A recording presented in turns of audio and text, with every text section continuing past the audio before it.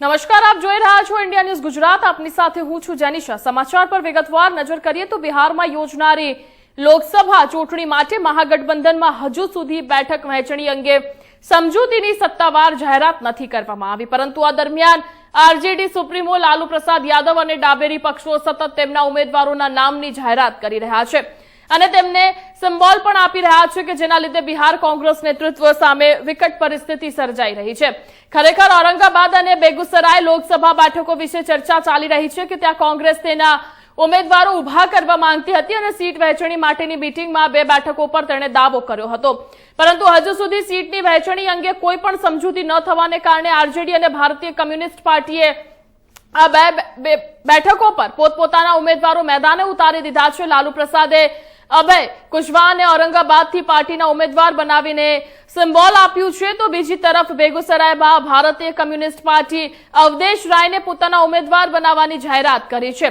સૂત્રોનું માનીએ તો કોંગ્રેસ પાર્ટી ઔરંગાબાદના પૂર્વ સાંસદ નિખિલ કુમારને પોતાના ઉમેદવાર તરીકે ઉતારવા માંગતી હતી, પરંતુ તે પહેલા લાલુએ કોંગ્રેસ સાથે મોટી રમત રમી નાખી અને અભય કુશવાહાને પાર્ટી સિમ્બોલ આપી દીધું તેવો દાવો થઈ રહ્યો છે। અને સાથે જ ઉલ્લેખનીય છે કે બિહારના ઔરંગાબાદમાં લોકસભા ચૂંટણીના પ્રથમ તબક્કામાં 19 એપ્રિલે જ મતદાન થશે, તો બીજી તરફ કોંગ્રેસ તેની પાર્ટીના ફાયર બ્રાન્ડ નેતા કન્હૈયા કુમારને બેગુસરાય બેઠક પરથી ઉતારવા માંગતી હતી અને મહાગઠબંધનના અન્ય ઘટકો સાથે સતત વાતચીત ચાલી રહી હતી, પરંતુ લાલુ પ્રસાદના એકતરફી નિર્ણયથી પ્રભાવિત થઈને ભારતીય કમ્યુનિસ્ટ પાર્ટી શુક્રવારે બેગુસરાયથી અવધેશ રાયની ઉમેદવારી અંગે જાહેરાત કરી દીધી છે કે જેના લીધે કોંગ્રેસ ખાલી હાથ રહી છે।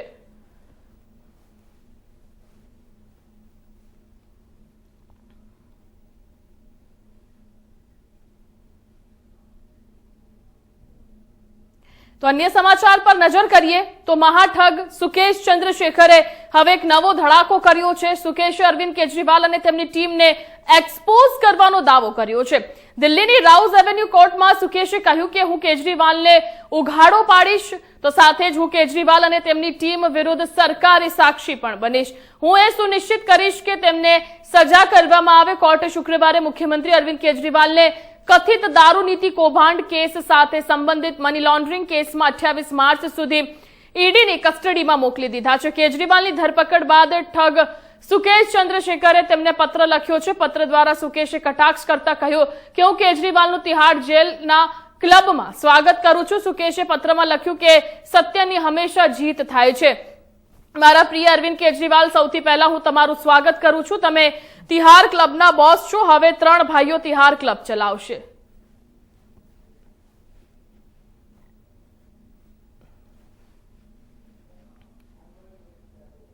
અન્ય સમાચારોની વાત કરીએ તો અરવિંદ કેજરીવાલ ટૂંક સમયમાં બહાર આવશે અને ઉત્સાહ સાથે તેઓ બહાર આવશે।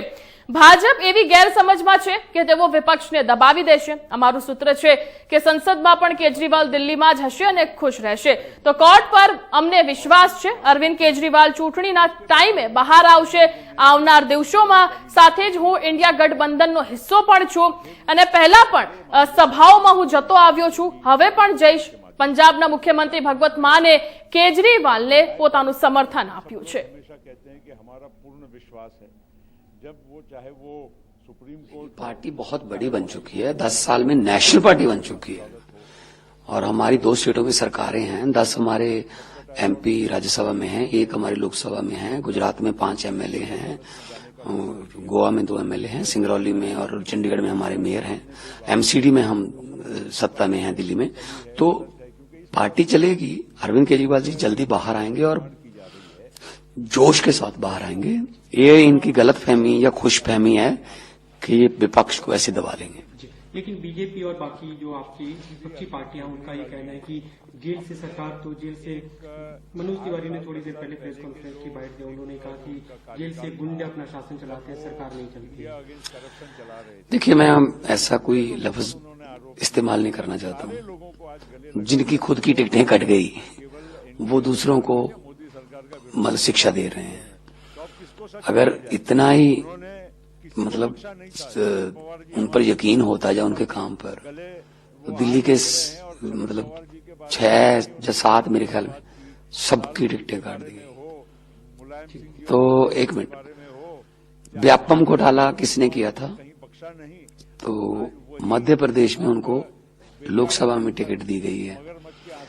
जो बीजेपी में आ जाए वो वॉशिंग मशीन में धुल जाता है, और जो विपक्ष में है उसको लड़ने ना दो, उसको कागज ना भरने दो, उसको चंडीगढ़ के मेयर की तरह अगर ज्यादा भी वोट है वोट खराब करके उसको मार्क करके एक बार मेयर अपना बना लो, सुबह 4 बजे गवर्नर को उठा लो, जगा लो कि एक बार तू ओथ करवा दे, बाकी बाद में देखेंगे, इनके खरीद लो उनके खरीद लो, सरकार तोड़ दो। ये क्या राजनीति पे उतर आए हैं? Is this a democracy? Is this A biggest democracy of the world? कैसे कह सकते हैं हम कि ये डेमोक्रेसी? आज शहीद आजम भगत सिंह का दिन है, 23 मार्च है। आज के दिन उन राजगुरु सुखदेव के साथ 22-23 साल की उम्र में तीनों ने जवानी में अपने कुर्बानी दी फांसी के रस्से चूम में। क्या मांग रहे थे? डेमोक्रेसी मांग रहे थे। कहाँ है डेमोक्रेसी? आज उनकी आत्मा तड़प रही होगी। ईडी लेकिन कह रही है कि कोर्ट में उन्होंने काफी सबूत रखे जिसके आधार पर रिमांड दिया गया, उनके पास सबूत है। उनके साफ तौर पे कहा गया कि अरविंद केजरीवाल इस पूरे मामले के आबकारी नीति, कथित आबकारी घोटाले की किंगपिन है। देखिए, जो बीजेपी को खत्म कर देगा वो मुख्य आरोपी है। हम बीजेपी को खत्म करने के बिल्कुल किंगपिन है, क्योंकि हम इतनी तेजी से बढ़ रहे हैं।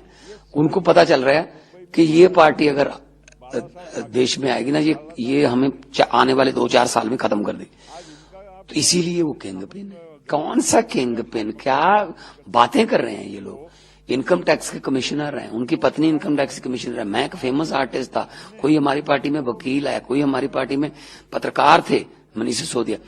हम लोग अच्छा भला अपने अपने करियर छोड़ के आए हैं भाई, पैसे कमाने आए हैं यहाँ पे। तो ये कौन होते हैं भगत सिंह की झांकी को 26 जनवरी की परेड से निकालने वाले? આગળ વધીએ તો ગુજરાતમાં ઉનાળાની શરૂઆત થતાં જ આકરા તાપની શરૂઆત થઈ ચૂકી છે। એવામાં હવામાન વિભાગ દ્વારા હીટ વેવની આગાહી કરવામાં આવી છે। હવામાન વિભાગ અનુસાર આગામી 4 દિવસ માટે રાજ્યના સૌરાષ્ટ્ર અને કચ્છમાં હીટ વેવની આગાહી કરવામાં આવી છે, તેમજ તે વિસ્તારને યલો એલર્ટ પણ આપવામાં આવ્યું છે। તો સાથે જ બાકીના ગુજરાતમાં 7 દિવસ હવામાન સૂકું રહેશે। તો આ ઉપરાંત તાપમાન વિશે વાત કરવામાં આવે તો આગામી દિવસમાં તાપમાનનો પારો 1 થી 2 ડિગ્રી વધી શકે છે।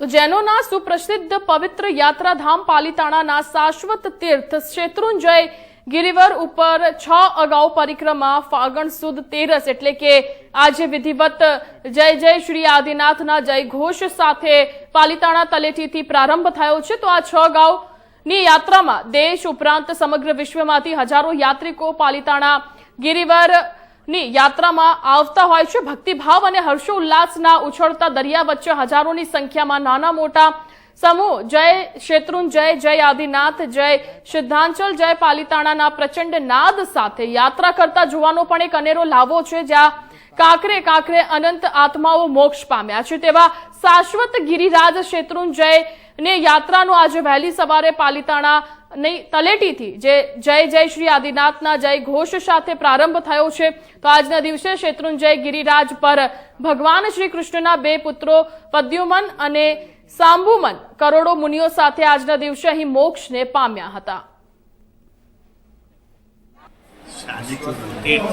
શ્રી શેત્રુંજય અને ફાગણ સુદ 13 આ બેનો મહિમા અદ્વિતીય છે। દર વર્ષે આપ જાણો છો તેમ ફાગણ સુદ 13ની 6 ગામની ફેરી એવી 6 ગામની યાત્રાનું આયોજન કરેલ છે અને એ આયોજન સકળ વિશ્વમાં 18 કોમને બધા જ ધર્મના સમભાવ દર્શાવવા માટે છે। શ્વેતાંબર મૂર્તિ પૂજક સંઘ આખો શેત્રુંજયની 6 ગામની યાત્રા કરી અને અહીંયા સિદ્ધવડની દેવીએ નમન કરી અને પાવન થાય છે। સામ અને પ્રદ્યુમ્ન 8.5 કરોડ મુનિ સાથે આજે મોક્ષે ગયા હતા, તેના એક અનુસંધાનમાં આજે આ શ્રદ્ધાપૂર્વક યાત્રા થાય છે। આપ જુઓ છો અહીંયા ગાડી આખા પરિસરની વ્યવસ્થા હવે પાકા પાલની અને નવું પરિસર થયું છે। આજે લગભગ અહીંયા ગાડી 1.5 લાખ લોકોનો ફૂટફોલ છે અને બધા ખૂબ શ્રદ્ધાથી આવેલ યાત્રાઓની ભક્તિ કરે છે અને આ એક એવો સરસ સમાગમ છે કે જેમાં પેઢીનું આયોજન, પ્રશાસનનો અંદર સહયોગ અને બધા જ જૈન ધર્મના આખા ભારતભરમાંથી આવેલા સ્વયંસેવકોની સેવા અને યાત્રિકોની ભક્તિનું ફળદાયક આ એક આયોજન અને સુપ્રસંગ છે. આવું છું છેલ્લા 6-1 વર્ષથી આ યાત્રા કરું છું અને આનું મેઇન મહત્વ એવું છે કે આ યાત્રા કરવાથી જેમ ઘણા બધા ઋષિમુનિઓ કૃષ્ણ ભગવાનના પુત્રો બધા મોક્ષે ગયા હતા, એટલે એવું કહેવાય છે કે તમારે મોક્ષની પ્રાપ્તિ કરવી હોય તો આ યાત્રા કરવી જરૂરી છે. આ યાત્રા કરવાથી તમને એવું કહેવાય કે ત્રીજા ભવે તમને મોક્ષની પ્રાપ્તિ થાય. અને ફાગણ ફેરીની આ યાત્રા અમે છેલ્લા 10 વર્ષથી અમારા ગ્રુપ સાથે કરીએ છીએ અને આનું મહત્વ જો અમે કહીએ તો અમારા જૈનોમાં આનું બહુ જ મોટું મહત્વ છે. જે વર્ષમાં એક જ વખત ફાગણ ફેરીની યાત્રા થાય છે, જે કૃષ્ણ ભગવાનના 2 પુત્ર હતા શાંબ અને પ્રદ્યુમન. તો લોકસભા ચૂંટણી 2024ની તારીખો જાહેર કરવામાં આવી છે. 543 સીટો માટે 7 તબક્કામાં મતદાન થશે.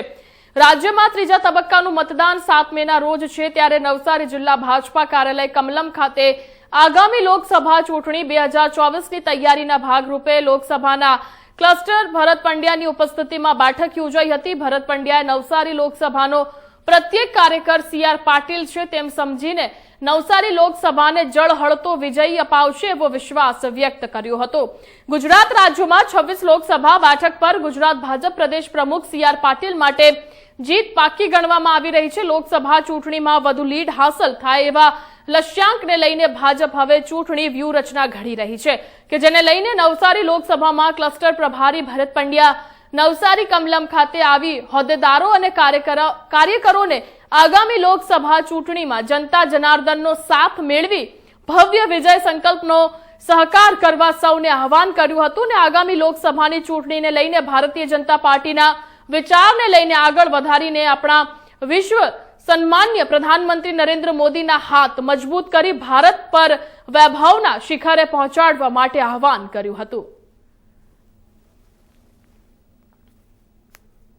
જો દરેક કાર્યકર્તા એ CR પાટીલજી છે, નવસારીનો દરેક કાર્યકર્તા એ CR પાટીલજી છે અને એ પ્રમાણે ચૂંટણી લડે છે અને કાર્યકર્તાને ખબર છે કે જ્યારે 26 લોકસભાની જવાબદારી હોય ત્યારે સ્વાભાવિક છે એમને ત્યાં પણ જવું પડે, પરંતુ તેમ છતાં તેમણે જનસેવાના કાર્યો હોય, વ્યક્તિગત યોજનાઓ હોય, એમનું કાર્યાલય હોય, એમના પ્રવાસો હોય કે અનેક વિકાસની યોજના હોય તો વારંવાર નવસારીમાં એ આવ્યા છે, લોકોની વચ્ચે રહ્યા છે, કાર્યકર્તાઓની પડખે રહ્યા છે.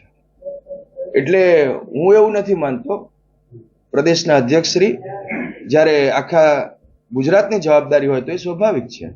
કોંગ્રેસને ઉમેદવાર મળતો નથી નવસારી લોકસભામાં. કોંગ્રેસ સંપૂર્ણ ગાંધીજીએ જે સ્વપ્ન હતું વિખેરી નાખવું એમ વિખેરાઈ ગઈ છે. કોંગ્રેસ ભ્રષ્ટ પણ છે, વિખેરાઈ પણ ગઈ છે. કોંગ્રેસની કોઈ વિચારધારા નથી, કોંગ્રેસ પાસે કોઈ નેતૃત્વ નથી, કોંગ્રેસ પાસે કોઈ કાર્યકર્તા નથી, કોઈ વિકાસનું એવું ભાથું પણ નથી કે જે કયા મોઢે જનતાની વચ્ચે જશે. કારણ એને બધું અટકાવેલું છે. વિકાસના કામમાં રોડા નાખ્યા હોય કે પછી વિચારધારાના સંદર્ભમાં કે રાષ્ટ્રના ગૌરવના સંદર્ભમાં હંમેશા એ એન્ટી બોલ્યો. તમે વિચાર તો કરો, Sardar Patel statue of unity વિશ્વમાં સૌથી મોટી પ્રતિમા 182 મીટરની, એને લોખંડનો ભંગાર કહીને એને અપમાન કર્યું. જ્યારે આજે વિશ્વમાં સૌથી વધુ પ્રવાસી ત્યાં આવે છે. એટલે કોંગ્રેસને આ પ્રકારની જે રામનું અસ્તિત્વ નથી, રામ મંદિરનું આમંત્રણ સ્વીકાર્યું નહીં, તો કોંગ્રેસ પાસે કશું કોઈ મુદ્દા જ નથી કે ચૂંટણી લડવા આવે.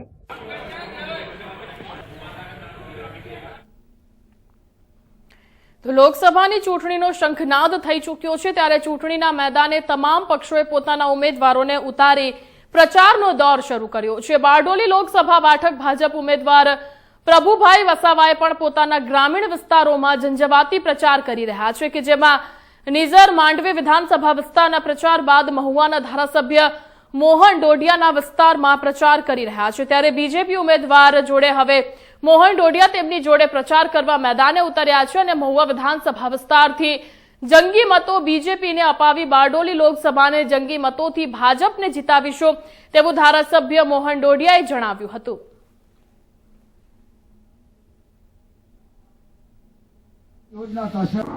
આજ રોજ અમારા લોકપ્રિય સાંસદ અને હાલના ઉમેદવાર માન્ય મોરબીસિંહ પ્રભુભાઈ વસાવાજી આજે અમારા વાલોડ તાલુકાના પ્રવાસે છે. વાલોડ તાલુકામાં જનતાનો ખૂબ આવકાર છે. આમ તો મારો 170 મહુવા વિધાનસભાનો કાર્ય વિસ્તાર છે. આ વિસ્તારમાં અમે પ્રચંડ બહુમતીથી જીતાડવા માટે તનતોડ મહેનત કરી રહ્યા છે. આ વિસ્તારની જનતા તારીખ 7મી મેની ઇંતજારી કરી રહી છે, એની રાહ જોઈ રહી છે કે આપણા દેશના લોકપ્રિય વડાપ્રધાન નરેન્દ્રભાઈ મોદી સાહેબ ત્રીજી વખત આ દેશના વડાપ્રધાન બને અને વિશ્વકીય નેતા બને એવી આ વિસ્તારની જનતા ઈચ્છા અને અપેક્ષા રાખી રહી છે. આપણે પોતાના ટાવર તૈયાર.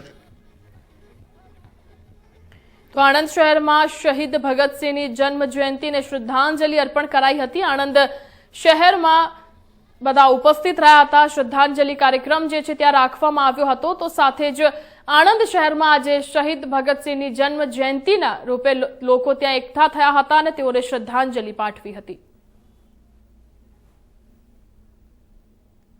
શહીદ દિવસ ભગતસિંહ, રાજગુરુજી અને સુખદેવસિંહ ત્રણેય યુવાનો બલિદાન દિવસ હતો. દેશને આઝાદી આપવા માટે, દેશ માટે બધું જ ન્યોછાવર કરનાર ત્રણેય યુવાનોનો આજે શહીદ દિવસ છે. દેશ માટે યુવાઓને પ્રોત્સાહિત કરવા માટે જેમણે બલિદાન આપ્યું છે 23 માર્ચ શહીદ દિન તરીકે ભારતીય જનતા પાર્ટી ઉજવી રહી છે. વર્ષો સુધી યુવાઓની પેઢી આવતી રહે અને એમણે દેશ માટે જે શહીદી આપી હતી એની માટેનો આ દિવસ છે. ત્રણેય મહાનુભાવોને દિલથી શ્રદ્ધાંજલિ અર્પણ કરીએ. આજે 23મી માર્ચ શહીદ દિન, શહીદ ભગતસિંહની શહાદતને નવી પેઢી પણ યાદ રાખે એના માટે વર્ષો વર્ષ ભારતીય જનતા પાર્ટી શહીદ દિનની ઉજવણી કરે છે. આઝાદીમાં અનેક રીતે લડાઈઓ લડાઈ છે, એમાં ભગતસિંહનું યોગદાન પણ ઉલ્લેખનીય રહ્યું છે. ત્યારે ઇતિહાસને ઉજાગર કરી અને નવી પેઢીને પણ સાચી વાત ખબર પડે કે ઇતિહાસમાં કોનું કોનું યોગદાન હતું, આઝાદી કોના કોના બલિદાનથી આવી છે, એ વાત લોકો સુધી પહોંચે. એટલે વર્ષો વર્ષ આ શહીદ દિનની ઉજવણી કરવી જોઈએ અને નવી પેઢીને પણ પ્રેરણા મળે એવું કામ એમણે દેશ માટે કરી ગયા છે. ત્યારે આજના દિવસે અમે તો લોકસભા ચૂંટણી પહેલા ભારતીય જનતા પાર્ટીમાં ભડકો જોવા મળી રહ્યો છે. વડોદરા અને સાબરકાંઠાના ભાજપના ઉમેદવાર સોશિયલ મીડિયા પર લોકસભા ચૂંટણી લડવાનો ઇનકાર કર્યો છે. આ બંને ઉમેદવાર સામે નારાજગી જોવા મળતી હતી. તો ગુજરાતની વધુ 2 બેઠકો પર ઉમેદવાર બદલવામાં આવે તેવી શક્યતા સેવાઈ રહી છે. તો આણંદ અને બનાસકાંઠા બેઠક પર ભાજપના ઉમેદવાર બદલવામાં આવે તેવી શક્યતા છે. ગુજરાતમાં લોકસભા ચૂંટણી 2024માં 7મે મતદાન થશે. ભાજપે લોકસભા ચૂંટણી માટે રાજ્યમાં 26માંથી 22 બેઠક પર ઉમેદવારની જાહેરાત કરી હતી કે જેમાં 2 બેઠક પર ભાજપના ઉમેદવારોએ લોકસભા ચૂંટણી લડવાનો ઇનકાર કર્યો છે. ભાજપમાં મધ્ય ગુજરાતમાં ઉમેદવારોની પસંદગી બાદ કાર્યકરોમાં રોષ જોવા મળી રહ્યો છે. તો આણંદના ઉમેદવાર મિતેશ પટેલ સામે પણ વિરોધ ઉભો થયો છે. મિતેશ પટેલને હાઈકમાન્ડે દિલ્હી બોલાવ્યા છે. દિલ્હી ખાતે ભાજપ મોવડી મંડળની શનિવારે મળનારી બેઠકમાં આણંદ બેઠકને લઈને નિર્ણય કરવામાં આવે તેવી શક્યતા છે. તો વડોદરા અને સાબરકાંઠા બેઠક બાદ આણંદ બેઠક પર ઉમેદવાર બદલવામાં આવે તેવી શક્યતા છે. નમસ્કાર. સૌને પહેલા તો મારા હોળી પર્વના તહેવારની શુભકામનાઓ. અને 2 દિવસથી સોશિયલ મીડિયા અને મીડિયામાં જે અફવાઓ ચાલી રહી છે કે આણંદમાંથી ભારતીય જનતા પાર્ટીના ઉમેદવાર મિતેશભાઈ પટેલ બદલાય છે, આ અફવાઓ જ છે. અફવાઓમાં કોઈ પણ નાગરિક અથવા ભારતીય જનતા પાર્ટીના કાર્યકર્તાઓને વિનંતી કરીશ કે ફક્ત ને ફક્ત આ અફવાઓ છે. આણંદમાંથી ઉમેદવાર તરીકે મિતેશ પટેલ છે અને મિતેશ પટેલ જ ચૂંટણી લડશે. અને આપ સૌએ જે મને 5 વર્ષ 2019થી 2024 સુધીમાં આપ સૌના આશીર્વાદથી આપ સૌએ જે રીતનો સાથ સહકાર આપ્યો છે એ જ રીતનો સાથ સહકાર 2024માં આદરણીય પ્રધાનમંત્રી નરેન્દ્રભાઈ મોદી સાહેબ ત્રીજી વખત જ્યારે પ્રધાનમંત્રી બનતા હોય અને દેશની ઇકોનોમી 1 થી 3માં જતી હોય ત્યારે આણંદમાંથી અને 26માં 26 સીટોમાંથી જ્યારે ગુજરાતમાંથી 5 લાખથી વધુ વોટોથી આપણે જીતવાના છે ત્યારે સૌ ભારતીય જનતા પાર્ટીના કાર્યકર્તાઓ સાથે મળી એકતાથી અને આપણે બધા જ એક કામે લાગી જઈએ અને કમળને ખીલાવી અને આદરણીય પ્રધાનમંત્રી નરેન્દ્રભાઈ મોદી સાહેબના ચરણોમાં મોકલીએ એવી સૌને અભ્યર્થના, પ્રાર્થના. તો હતા અત્યાર સુધીના મુખ્ય સમાચાર. વધુ સમાચારને અપડેટ માટે જોતા રહો ઇન્ડિયા ન્યૂઝ ગુજરાત. નમસ્કાર.